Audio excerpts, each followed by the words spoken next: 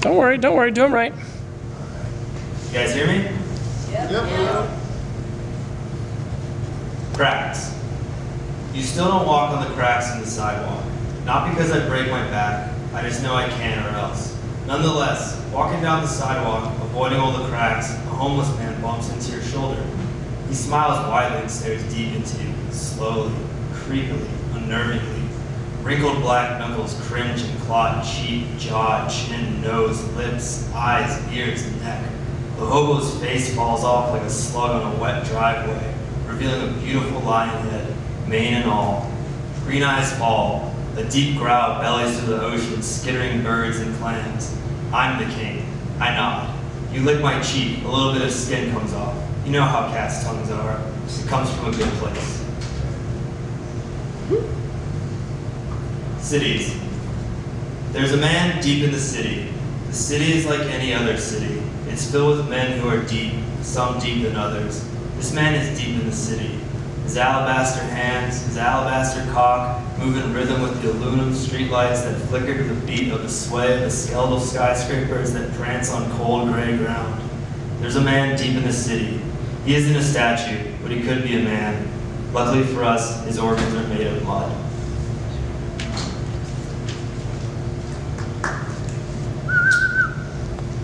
When you fuck a robot, you massage its circuits, gently plug auxiliary cables into its backport so it can hear itself moan, rearrange its internal circuit board so it feels your hand on its metal. Having sex with robots isn't the same as with a human. There is a protocol to be followed. I've given myself to 17 robots in my time, and I can tell you it's better than animal, human, ethereal, 10th dimensional, or even microbial sex. Robocopping is what the kids call it these days. I don't know if I agree with the slang, but the meaning isn't lost. I've had sex with 17 robots, and the 18th will be my last. That's the problem with metal crafting, another slang word teenagers use. After coming 18 times into a machine, your body can't handle the stress. Soon your skin begins to devolve into a silvery liquid, and you yourself turn into a robot. I think I'm ready. I just hope whoever loves me after I've turned is ready as well.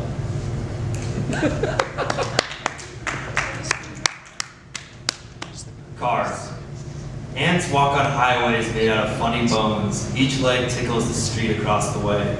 The Queen RX-50 is the newest model on the market. No one drives the Worker 5T1, the Soldier 2052, or God forbid a Carrier LF19. Haven't seen that model in years. Funny enough, last time I saw one was back when I was a kid, my first Ant. I used to drive it after crawling around for hours eating birds. My girlfriend at the time loved feeding me parrots. The colored feathers spinning my mouth like a washer. We all made love after eating.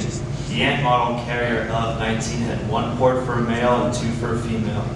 My partner would push me into my port and let the Carrier's thorax vibrate against my belly. It's always made me vomit up the parrot. She would smile and say, "Maybe next time you can make a rainbow mesh from your thingy instead of your gate." I would shirk and drop her off with her people. Even though I could never keep the bird in my stomach or get her on my Carrier's ports, she insisted on trying. It didn't matter though. That Ant model Carrier was long gone, scrapped with the rest. Only King J40s and Queen RX-50s roamed the highways, scraping funny bones down to the marrow.